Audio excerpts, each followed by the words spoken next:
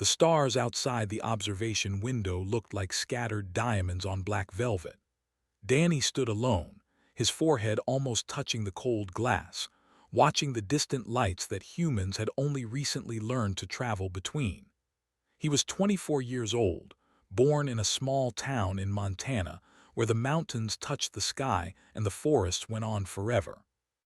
Now he was millions of miles from home, aboard a diplomatic vessel called the Starward Horizon, heading toward a world he had only read about in classified briefings. Behind him, the door slid open with a soft hiss.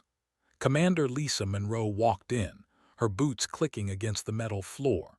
She was a tall woman in her late 40s, with streaks in her brown hair and eyes that had seen too many difficult negotiations to be surprised by anything anymore.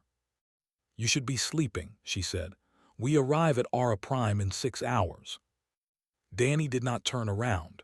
"I know, I just wanted to see it." Lisa walked up beside him and looked out at the stars. Somewhere ahead, invisible to the naked eye, was their destination, the sacred hunting world of the Dominion, a planet where the most dangerous predators in the known galaxy roamed free, and where they had been testing their warriors for thousands of years. "Are you nervous?" Lisa asked. Danny thought about the question. "No," he said finally. "Should I be?" Lisa let out a small laugh. "They have made it very clear that they think you shouldn't be here.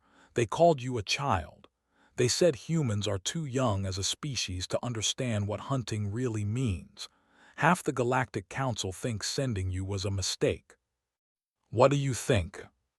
Lisa studied him for a long moment. Danny was not what most people expected when they heard the words wildlife specialist. He was not particularly tall or muscular. He had a quiet face, the kind that people forgot easily, and eyes that seemed to look through things rather than at them. But there was something about the way he moved, the way he stood, that made Lisa think of the wolves she had once seen in a nature documentary. Still and patient until they were not. "I think," she said slowly, "that the people who picked you for this mission knew exactly what they were doing, even if nobody else understands why." Danny finally turned away from the window. "My grandfather used to say that the best hunters are the ones nobody sees coming." "Was he a hunter?" "He was a lot of things. He taught me to track deer before I could read, taught me to sit still for hours waiting for the right moment, taught me that patience is the most important weapon any predator has." Danny paused. "He also taught me that you should never underestimate anything that has survived in the wild. Survival is the hardest test there is." Lisa nodded slowly. "Get some rest, Danny. Tomorrow is going to be a long day." She left him alone with the stars. Danny did not sleep. Instead, he pulled out his tablet and continued reading everything he could find about the. They were an ancient species, one of the oldest in the Galactic Council. Their civilization had been exploring the stars when humans were still figuring out how to make fire. They were tall, nearly 8 feet on average, with bodies covered in scales that changed color based on their emotions. They were proud, aggressive, and they valued strength above almost everything else. But what they valued most of all was the hunt. They did not hunt for food. They did not need to. Their technology was advanced enough to provide everything they needed without killing a single creature. But they hunted anyway because to them, hunting was sacred. It was how they proved themselves worthy of being called. A who could not hunt was not truly alive. And tomorrow, Danny would be walking among them. The shuttle descended through clouds of amber dust, shaking and rattling as it fought against the strong winds of Aura Prime. Danny sat strapped into his seat, watching the planet appear through the small window beside him. It was beautiful in a harsh way, all red rocks and purple forests and black rivers that cut through the landscape like scars. Beside him sat Lieutenant Greg Palmer, the security officer assigned to protect the human delegation. Greg was a big man, with shoulders like a bear and hands that looked like they could crush stone. He had been a soldier for 20 years, and he did not like this mission at all. "I still don't understand why we're here," Greg muttered, gripping the armrests as the shuttle shook again. "They don't want us here. They made that very clear. "We're here because the Galactic Council thinks it's important for human relations," Lisa said from across the aisle. "They invited us to observe their grand hunt as a gesture of openness. Refusing would have been an insult." "They only invited us so they could show off," Greg said. "So they could make us feel small and primitive." Danny said nothing. He just kept watching the planet below, his eyes tracking the movement of something large and dark through one of the distant forests. The shuttle landed on a platform carved into the side of a massive stone pillar. The wind hit them like a wall when the door opened, carrying the smell of dust and something else, something wild and alive. Danny breathed it in deeply, and for the first time since leaving Earth, he felt something like excitement stir in his chest. Waiting for them at the edge of the platform was a group of hunters. Danny had seen pictures of them before, but pictures did not prepare him for the reality. They were huge, towering over the humans like adults standing among children. Their scales were mostly and brown, but as Danny watched, colors rippled across their skin like waves, flashing orange and yellow and red. He knew from his reading that these colors meant annoyance and superiority. They were not happy to see them. At the front of the group stood the largest Danny had ever seen. His scales were darker than the others, almost black in places, and covered with intricate patterns of scars. Each scar told a story. Each one represented a hunt survived, a beast killed, a victory won. This was Haya, the leader of the Grand Hunt, and one of the most respected warriors in the entire Dominion. A's eyes swept over the human delegation, and Danny felt the weight of that gaze like a physical pressure. It was the look of a predator evaluating prey. "Welcome, representatives of Earth," A said. His voice was deep and rough, like stones grinding together. "You honor us with your presence at the Grand Hunt." Lisa stepped forward and performed the traditional greeting, pressing her right hand to her left shoulder. "Thank you for the invitation, Hi. We are grateful for the opportunity to witness your sacred traditions." A's scales flickered with something that might have been amusement. "Indeed, the Galactic Council has been asking for such an opportunity for many years. We finally decided that it was time to show the younger species what a true hunt looks like." His eyes found Danny, and the colors on his scales shifted to a brighter, more aggressive orange. "And this is the one they spoke of, the young Earth native who claims to understand hunting." Danny met his gaze without flinching. He did not step forward or speak. He simply stood there calm and still, like a stone in a river. "This is Danny," Lisa said. "He is our wildlife specialist. He has studied predators on Earth for his entire adult life." "Predators on Earth," another said, stepping forward. His scales flashed with mocking colors. "You mean the small, weak creatures that your species drove to extinction, the ones you had to put in protected zones to keep them alive, those predators." Several of the other made sounds that Danny recognized as laughter. "We have heard about Earth," the second continued. "A soft planet, a gentle world, where the prey has forgotten how to run and the predators have forgotten how to chase. What could someone from such a place possibly understand about the hunt?" Greg's hands clenched into fists beside Danny, but Danny put a hand on his arm without looking at him. The touch was light, but the message was clear. Stay calm. I was watching the exchange with interest. His scales had shifted to a more neutral, and his head was tilted slightly to one side. "You do not defend yourself, young one," I said. "My hunter insults your world, your people, your purpose here, and you say nothing." Danny finally spoke. His voice was quiet, but it carried clearly in the thin air of Aura Prime. "Words are not hunting," he said. "They do not prove anything. The forest will show what each of us truly is." A moment of silence followed. Then A's scales rippled with a new color, one Danny had not seen before. A deep, dark blue that seemed to pulse with inner light. "Interesting," I said slowly. "Very interesting." He turned and began walking toward the edge of the platform, where a path led down into the wilderness below. "Come, We have much to prepare before the grand hunt begins." The hunting camp was a collection of structures built directly into the rock face of a massive cliff. There were no soft beds or comfortable rooms. They slept on stone platforms and ate their meals around open fires. Everything was designed to remind them that they were hunters, not civilized beings hiding behind walls and technology. Danny found it comfortable in a way that surprised him. It reminded him of camping trips with his grandfather, sleeping under the stars with nothing but a thin blanket between him and the cold mountain air. The humans were given a small cave at the edge of the camp, far from the main gathering areas. It was clear that they were not welcome to mix with the hunters any more than necessary.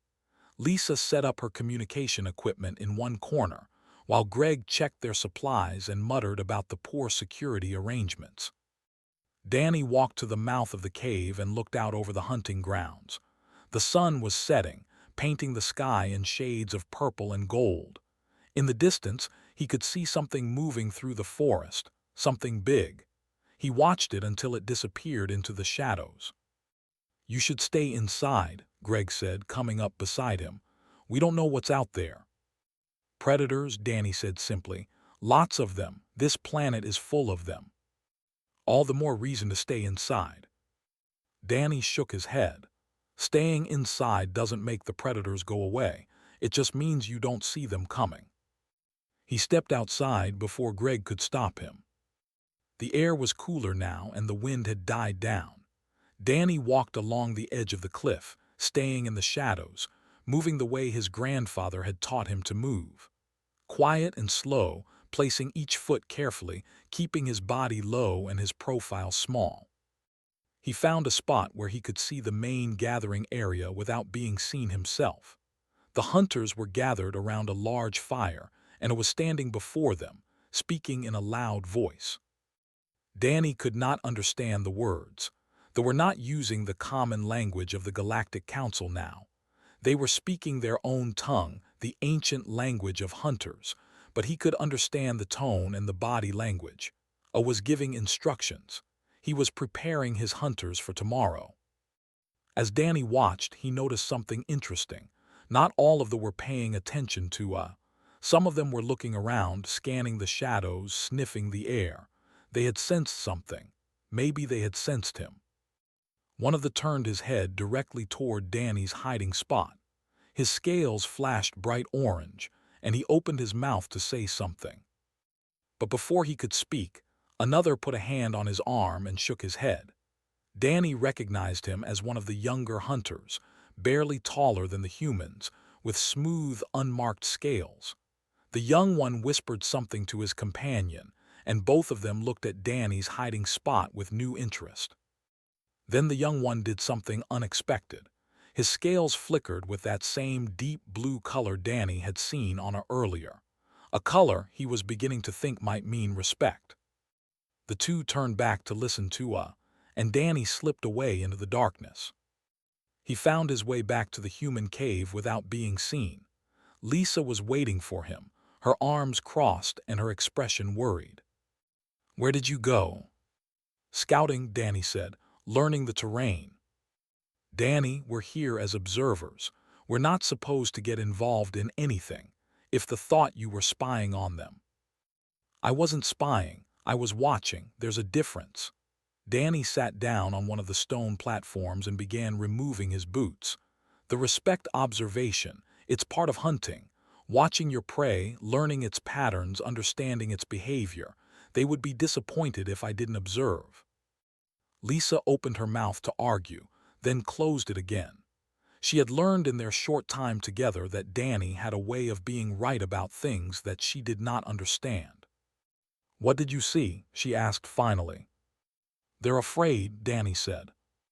"Afraid? They're the most fearsome hunters in the galaxy." "That doesn't mean they can't be afraid." Danny lay back on the stone platform and stared at the ceiling of the cave. "The grand hunt tomorrow. They're hunting something called you know what that is?" Lisa nodded slowly. "I read the briefing materials. It's a massive predator native to this planet. 6 legs, armored hide, venomous claws. It's killed more hunters than any other creature in recorded history. 347, Danny said. That's how many hunters have died trying to kill A in the last 100 years. And tomorrow, A is going to lead his hunters against 3 of them. 3, Greg had been listening from across the cave. They're hunting 3 of those things at once. The hunt in packs, Danny said. Family groups, a mated pair and their offspring. Don't hunt them one at a time because that would scatter the pack and make them harder to track. They hit the whole group at once, try to take them down before they can organize a defense. Try, Greg repeated. You make it sound like they don't always succeed. They don't. Sometimes the hunt goes wrong. Sometimes they are faster or smarter than the hunters expected. Sometimes entire hunting parties are wiped out. Danny closed his eyes. But they keep hunting anyway because to them, dying in the hunt is better than living without it. The cave fell silent. Outside, the wind had picked up again, howling through the rocks like a living thing. Danny listened to it for a long moment, then spoke again. Get some sleep. Tomorrow is going to be interesting. Dawn on Ara Prime came suddenly. One moment the sky was black, and the next it was burning with purple and gold light. Danny was already awake, standing at the mouth of the cave, watching the hunters prepare for the grand hunt. They moved with a quiet efficiency that Danny admired. No wasted motion, no unnecessary noise. Each hunter knew exactly what to do and did it without being told. They checked their weapons, traditional spears and blades made from the bones and teeth of past kills, and applied ceremonial paint to their scales in patterns that told the story of their past hunts. A stood at the center of it all, directing his hunters with subtle gestures and color changes on his scales. He looked even more impressive in the morning light, his hide gleaming like dark metal, his eyes burning with an intensity that made Danny's heart beat faster. Lisa came up beside Danny, holding a cup of something warm. They're not using any modern weapons, she said. No energy guns, no force shields, nothing, just those primitive spears. They're not primitive, Danny said. Those weapons are made from the strongest materials on this planet. The bone of it is harder than steel. The venom from its claws can be used to coat blade edges, making them deadly even with a scratch. He accepted the cup she offered and took a sip. It was bitter, but it warmed him from the inside. They have had thousands of years to perfect their hunting tools. They don't use technology because they don't need to, not because they're primitive. Approached them, the same young one Danny had noticed the night before. His scales were painted with simple patterns, marking him as a junior hunter with few kills to his name. But his eyes were sharp and curious. You are the Earth native, the young said, the one who watches from shadows. Danny nodded. I am called. I will be your guide today. You will follow the hunting party and observe, but you will stay back from any fighting. The High has made this very clear. I understand. Scales flickered with uncertainty. I have heard stories about Earth, about your predators. Is it true that your people used to hunt animals with nothing but sharpened sticks? It's true. My ancestors hunted mammoths and cave bears and saber-toothed cats. Some of them even hunted whales from small boats in the middle of the ocean. His eyes widened. Whales are massive creatures. I have seen them in the archives. How could your ancestors have killed such things? The same way you kill a, Danny said. Patience, skill, teamwork, and a willingness to die trying. The young stared at Danny for a long moment. Then his scales shifted to that deep blue color again, and he dipped his head in a gesture that Danny recognized as respect. Perhaps, said slowly, the elders were wrong about your people. He turned and walked back toward the other hunters, leaving Danny standing with Lisa at the edge of the camp. What was that about? Lisa asked. Progress, Danny said, I think. The hunting party set out as soon as the sun cleared the horizon. There were 20 hunters in total, plus the 3 humans. A led the way, moving through the rocky terrain with a grace that seemed impossible for someone his size. The other hunters spread out behind him in a formation that Danny recognized as a modified V shape, designed to cover the maximum amount of ground while still allowing quick communication. The humans stayed at the back, guided by, who kept glancing back at them as if afraid they would get lost or injured. Danny paid attention to everything. The way the ground changed from rock to soil to something that looked like dried mud. The tracks left by various creatures in the soft earth. The sounds coming from the distant forest, some familiar and some completely alien. The smell of the air, which changed constantly as the wind shifted direction. After 2 hours of walking, a call to halt. The hunters gathered around him, their scales flickering with colors that Danny had learned to read as excitement and anticipation. "We have found the trail," announced. "The pass through here less than a day ago, 3 of them as expected, a large female, a male, and a juvenile." "The juvenile will be the most dangerous," another hunter said. "They are faster than the adults and more aggressive." "Agreed. We will focus our main force on the female first. She is the leader of the pack. Kill her and the others may flee." A's eyes swept over his hunters. "Remember your training. Stay together, watch each other's backs, and do not take unnecessary risks. They are cunning. They will try to separate us." He looked back at the humans. "You will stay here. Do not follow us into the forest. We'll remain with you." Scales flashed with disappointment, but he nodded without complaint. Danny stepped forward. "Hi, with respect, I would like to observe the hunt more closely. I have experience tracking predators in dense terrain. I will not interfere with your hunters." A stared at him. The other hunters turned to look as well, their scales showing various shades of surprise and amusement. "You wish to enter the forest," A said. "You understand that they will kill anything that enters their territory. You would not be protected by our formation." "I understand. I will keep my distance and stay downwind. They will not know I am there." "Danny," Lisa said urgently, grabbing his arm. "This is insane, you can't." "Commander Monroe," Danny said quietly, not taking his eyes off her. "This is why I'm here. This is what I was sent to do, to observe, to learn. To show that humans are not the soft, weak species they believe us to be." Lisa's grip tightened, then slowly released. She knew he was right. The entire purpose of this mission was to change how they saw humanity, and that would never happen if the humans stayed safely in the back, watched over like children. I was still staring at Danny.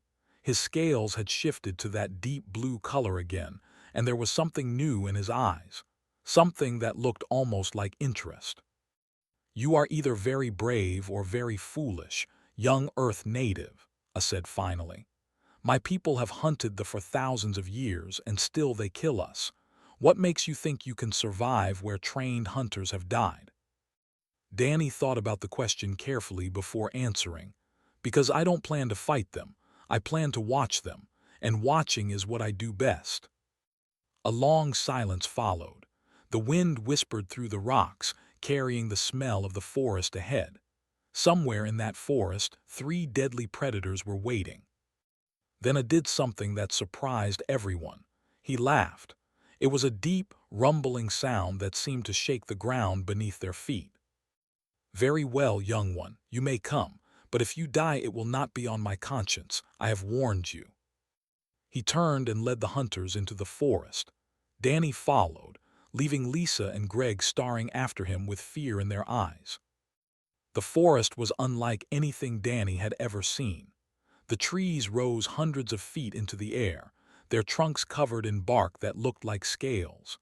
The leaves were purple and orange, filtering the sunlight into strange patterns on the ground. Everything was alive with sound, clicks and whistles and growls coming from creatures Danny could not see.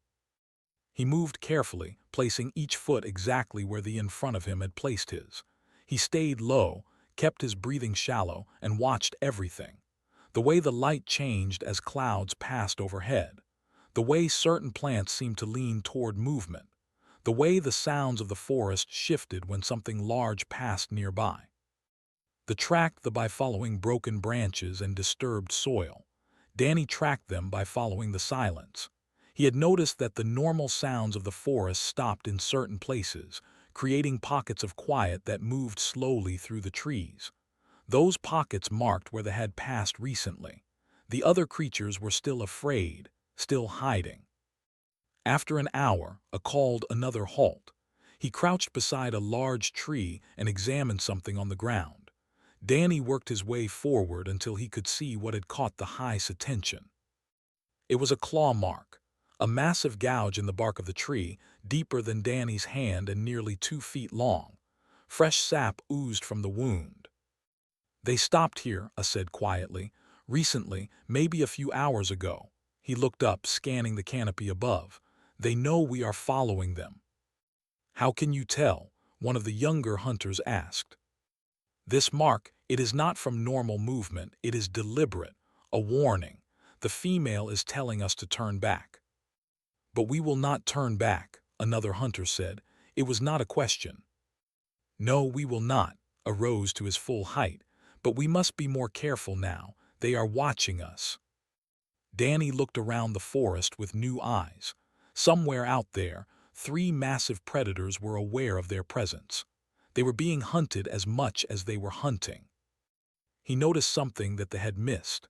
Another claw mark, smaller than the first, on a tree about 50 feet to the left, and another one beyond that, even smaller. The marks formed a trail leading away from the main path. "Hi," Danny said quietly. I turned to look at him, his scales flickering with impatience. The juvenile left a separate trail, over there. Several of the hunters laughed. "The Earth native thinks he can read tracks better than us," one of them said. "How amusing." But I did not laugh. He walked to where Danny was pointing and crouched down to examine the tree. His scales shifted through several colors before settling on that deep blue again. "He is right," I said. "The juvenile did pass this way, I did not see it." The laughter stopped. The other hunters exchanged uncertain glances. "How did you know?" I asked Danny. "The marks are made with less pressure. A lighter creature, probably younger, and they decrease in size as they go, which means the juvenile was moving away from the adults, getting further ahead." Danny pointed deeper into the forest. "It's scouting, checking the path ahead. The adult female is letting it learn." I stared at Danny for a long moment. "You are not what I expected, young Earth native." "Neither are Danny said. "They're not mindless beasts. They plan, they communicate, they teach their young. They're more like us than you might think." "Like us?" A's scales flickered with something that might have been offense. "They are prey, we are hunters. There is nothing similar about us." Danny did not argue, but he noticed that I ordered his hunters to be more careful after that, and he sent scouts ahead to watch for the juvenile. They caught up with the near a river of black water that cut through the forest like a snake. The creatures were drinking at the water's edge, their massive bodies half hidden in the shadows of the trees. Danny had never seen anything like them. Each was the size of a small shuttle, with 6 powerful legs and a body covered in armor plates that looked like they were made of stone. Their heads were elongated, filled with teeth as long as Danny's forearm, and their eyes glowed with a soft red light that made them look like demons from an ancient nightmare. The female was the largest, her armor and pitted from countless battles. The male was slightly smaller but moved with a nervous energy that suggested he was the first line of defense. The juvenile stayed close to its mother, its body still sleek and unmarked, its movements quick and eager. A raised his hand, and the hunters spread out through the trees, surrounding the on 3 sides. Danny stayed back, finding a position where he could observe without being seen. He watched the predators and felt something he had not felt in a long time. Respect. These were not monsters, they were a family. A mother, a father, and a child, drinking water together, watching each other's backs, surviving in a world that wanted to kill them. For a moment, Danny wondered if he should warn them. Shout out, scare them away, give them a chance to escape. But he did not. This was not his hunt. He was here to observe, not interfere, and interfering would be a betrayal of the trust that I had shown by allowing him to come this far. A raised his spear. The other hunters raised theirs in response. The signal was about to be given. And then everything went wrong. The juvenile moved first. It had spotted one of the younger hunters who had positioned himself too close to the water's edge. With a speed that seemed impossible for something so large, the juvenile charged, crossing the distance in seconds. The hunter never had a chance. The juvenile's claws caught him across the chest, and he went down in a spray of blood. His screams echoed through the forest, mixing with the roars of the adult as they realized they were under attack. A bellowed a command and the hunters charged. Spears flew through the air, bouncing off the armored hides of the adults. Some found gaps in the armor, drawing blood, but none were killing blows. Danny watched the chaos unfold. He saw hunters fall one by one as they fought back with terrifying coordination. The male would feint at one group of hunters, drawing their attention, while the female struck from behind. The juvenile darted between the trees, picking off isolated hunters with devastating efficiency. This was not a hunt anymore, it was a slaughter. Danny saw something that they did not. They were not just defending themselves. They were driving the hunters toward the river, toward the black water that seemed to swallow all light. He understood with sudden clarity. The river was a trap. Something lived in that water, something they knew about and they did not. "Get away from the river," Danny shouted. His voice was lost in the chaos, drowned out by roars and screams and the clash of weapons against armor. He looked around desperately and spotted at the edge of the battle. The young was fighting bravely, but was being pushed back toward the water with each passing second. Danny did not think, he just moved. He ran across the battlefield, ducking under claws and dodging past falling bodies. He grabbed his arm and pulled him away from the water just as something erupted from the black surface. A creature with too many eyes and too many teeth, something that snapped at empty air where had been standing a moment before. Stared at Danny with shock in his eyes. His scales flashed through a dozen colors before settling on deep blue. "You saved my life," said. "Move," Danny said. "We need to warn the others." But it was too late for the others. The river had come alive with the creatures, dozens of them, joining in their attack on the hunters. They were caught between the river predators behind them and the in front of them. Danny saw a fighting alone against the female. The high was wounded, bleeding from multiple cuts, but he was still standing, still fighting, refusing to go down. His scales were burning with colors that Danny had never seen before, colors that seemed to mix anger and defiance, and something that looked almost like joy. This was what I lived for, Danny realized. This was the hunt. Win or lose, live or die, this was the moment that made everything else worthwhile. The female struck with her claws and blocked with his spear. The weapon shattered, leaving him unarmed. The creature drew back for a killing blow. Danny picked up a fallen spear. It was too big for him, designed for hands twice the size of his own. But his grandfather had taught him that the weapon does not make the hunter makes the weapon. He threw. The spear flew across the battlefield and struck the female in the eye. It was not a killing blow, but it was enough to make her rear back in pain and surprise. Enough to give her a chance to roll away and grab another weapon. The female turned to look at Danny. Her remaining eye glowed red with rage. She roared, a sound that seemed to shake the trees themselves, and charged. Danny stood his ground. He did not have another weapon. He did not have anywhere to run. All he had was the knowledge that his grandfather had given him, the instincts that had been passed down through generations of hunters who had faced impossible odds and survived. As the massive predator bore down on him, Danny did something that seemed insane. He moved toward her, not away. He dodged under her snapping jaws, rolled between her front legs, and came up behind her. The female tried to turn, but her momentum carried her forward, toward the river. The creatures in the water sensed weakness and surged up to meet her. Jaws closed on her hind legs, pulling her down. The male roared and rushed to help his mate. The juvenile hesitated, torn between helping its parents and fleeing. That hesitation was fatal. The surviving hunters, rallying around saw their opportunity and attacked as one. The battle lasted another 10 minutes, but the outcome was decided in those few seconds when Danny redirected the female's charge. The pack was broken, their coordination destroyed. One by one, they fell to the spears. When it was finally over, only 7 hunters remained standing. The rest lay dead or dying on the blood-soaked ground. Stood among the bodies, his spear dripping with blood. He looked around at his fallen hunters, his scales flickering with colors that Danny recognized as grief and pride and something else, something deeper.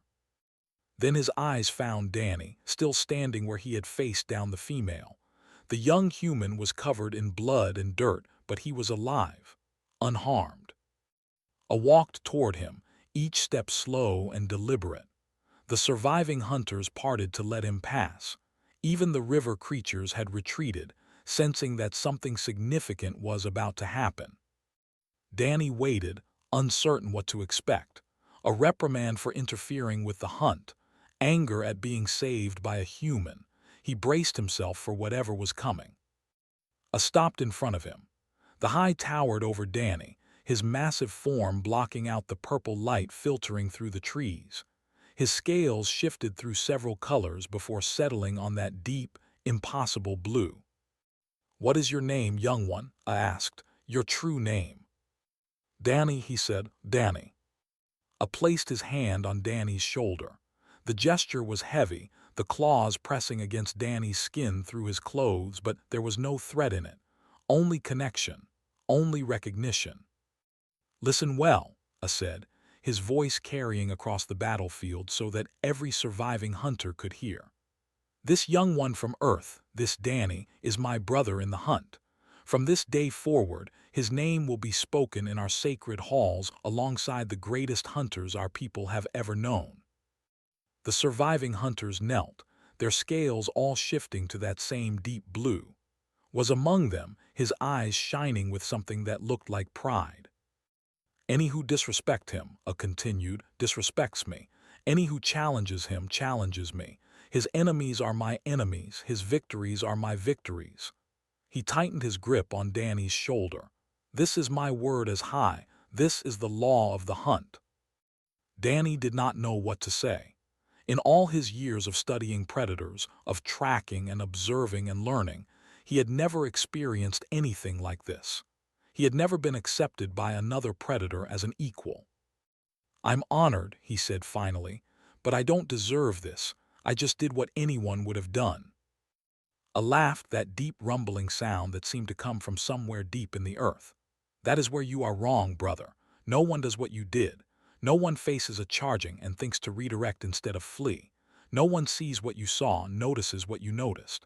His scales flickered with new colors, warm shades of orange and gold that Danny had never seen before. "I have hunted for 300 years. I have seen thousands of warriors face their deaths. But I have never seen anything like what you did today." He released Danny's shoulder and turned to address the other hunters. "We came here to show the young species what hunting means, but today we are the ones who learned. Today a human taught us that the fire of the hunt burns in all predators, no matter how young their species." His voice rose. "Let this be known throughout the Dominion.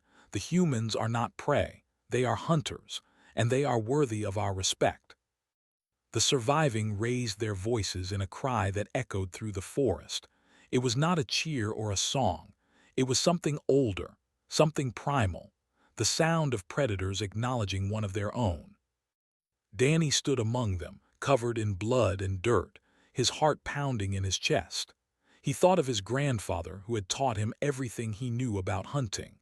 He thought of his home in Montana, where the mountains touched the sky and the forests went on forever. He thought of how far he had come, and how much further he still had to go. The journey home would be different. He knew that now. They would never look at humans the same way again. And maybe, just maybe, that small change would ripple outward through the galaxy, changing how everyone saw the young species from the little blue planet. The diplomatic dinner that evening was unlike anything the human delegation had expected. Lisa Monroe sat at a table surrounded by hunters who treated her with a respect she had never experienced before. They asked her questions about Earth, about human history, about the predators that had shaped her species.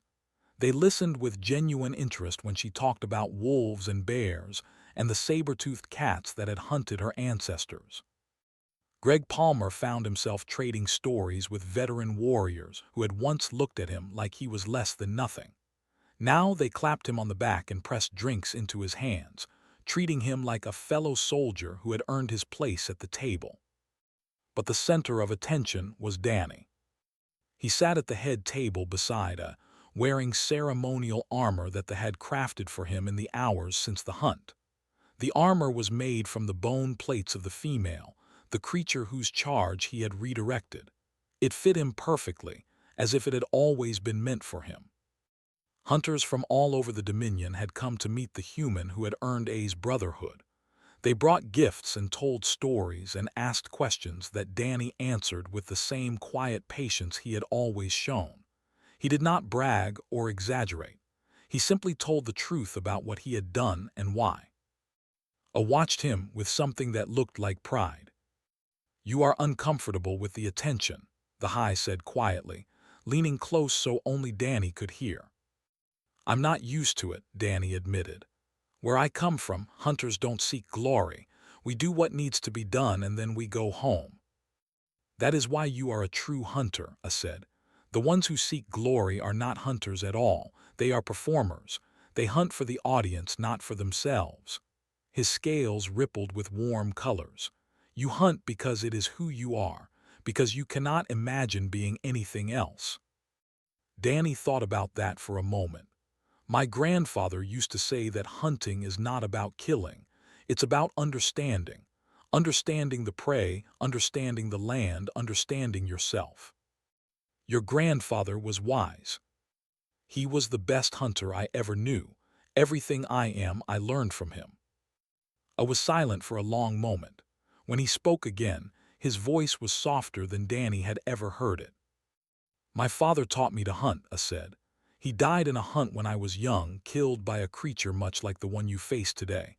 I spent many years hatting that creature, wanting to destroy every one of its kind." He paused. "But now I understand that the creature was not my enemy. It was my teacher. It taught me that death is always close, always waiting, and that truth makes every moment precious." Danny nodded slowly. "The prey are not our enemies. They are our partners in the dance. Without them, we are nothing." A's scales shifted to that deep blue again. "Yes, that is exactly right." He raised his cup of drink. "To your grandfather, brother, may his spirit hunt forever." Danny raised his own cup. "To your father, may they hunt together in whatever comes after." They drank together, two hunters from different worlds, united by a bond that transcended species and culture and the vast distances between the stars. The next morning, Danny stood on the landing platform, watching the shuttle that would take him back to the starward horizon being prepared for departure. The wind was gentle today, carrying the smell of the forest and the distant sound of creatures calling to each other in the purple trees. I stood beside him, his scales reflecting the light of the rising sun. "You will return," the High said. It was not a question. "Yes, someday." "Good, there is much more for you to see, many more hunts to observe, and perhaps—" A's scales flickered with something that might have been amusement. "Perhaps someday you will lead a hunt yourself."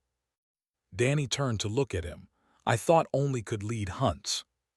"That was the old way, but the old way did not account for hunters like you." I placed his hand on Danny's shoulder again. "The universe is changing, brother. New species are rising to take their place among the stars, and we must change with them or be left behind." Lisa Monroe walked up to them, her face showing the exhaustion of the past few days. But there was something new in her eyes, something that looked like hope. "The council is going to be very interested in your report," she said to Danny. "I've already received 3 messages asking for details about what happened." "What happened is simple," Danny said. "I did what my grandfather taught me to do. I observed, I learned, and when the moment came, I acted." "The moment always comes," I said. "That is the way of the hunt. All the preparation, all the waiting, all the patience. It all leads to a single moment when everything depends on what you choose to do." His scales flashed with warm colors. "You chose well, brother." The shuttle was ready. Danny looked at it for a long moment, then back at the vast wilderness stretching out before him. He thought about everything he had experienced, everything he had learned, everything that had changed. "Thank you," he said to her, "for allowing me to observe, for accepting me as a brother, for everything." I shook his head. "You do not thank family for being family. You simply are what you are, and they are what they are, and that is enough." Danny smiled. It was the first time he had truly smiled since arriving on Ara Prime. "Then I will see you again, brother." "You will, and when you do, we will hunt together. Not as an human, not as observer and observed, but as 2 hunters, equals in all things, walking the same path under alien stars." Danny climbed aboard the shuttle. As it lifted off and rose toward the waiting ship in orbit, he looked down at the hunting grounds one last time. He saw the purple forests and the black rivers and the massive stone pillars that reached toward the sky. He saw a world that had tested him and found him worthy. And standing on the landing platform, watching him go, was a... The High raised his hand in farewell, his scales burning with that deep, impossible blue. The color of respect, the color of brotherhood. Danny raised his own hand in response. Then the shuttle broke through the clouds, and Ara Prime disappeared from view. The journey back to Earth took 3 weeks. During that time, Danny spent most of his hours alone, thinking about everything that had happened. Lisa and Greg gave him space, understanding that he needed time to process the experience. On the final night before they arrived in Earth orbit, Lisa found him in the observation deck, standing in the same spot where she had found him at the beginning of their journey. The stars outside the window looked the same, but everything else had changed. "The Council has officially recognized you as the first human to receive brotherhood," Lisa said. "They're calling it the most significant diplomatic achievement in human history." Danny did not respond. "There's going to be a lot of attention when we get back. Interviews, ceremonies, probably a medal or 2. The whole world is going to want to know who Danny is." "I'm just a hunter from Montana," Danny said quietly. "That's all I've ever been." Lisa walked up beside him. "No, you're more than that now. You're a symbol, proof that humanity belongs among the stars, that we can earn the respect of species who have been traveling between worlds for thousands of years." Danny finally turned to look at her. His eyes were calm, but there was something new in them, a depth that had not been there before. "My grandfather used to tell me that the best hunters are the ones nobody sees coming, the ones who watch and wait and learn until they understand their prey better than it understands itself." He looked back out at the stars. "Humanity is young. We're just beginning to understand what it means to be part of a bigger universe. But we're learning, we're watching, we're waiting. And when the moment comes," Danny smiled, "we'll be ready." The stars burned bright outside the window, countless worlds waiting to be explored, countless challenges waiting to be faced. And somewhere out there, on a rust-colored planet called Ara Prime, a High was telling stories about a young human who had earned the name of brother.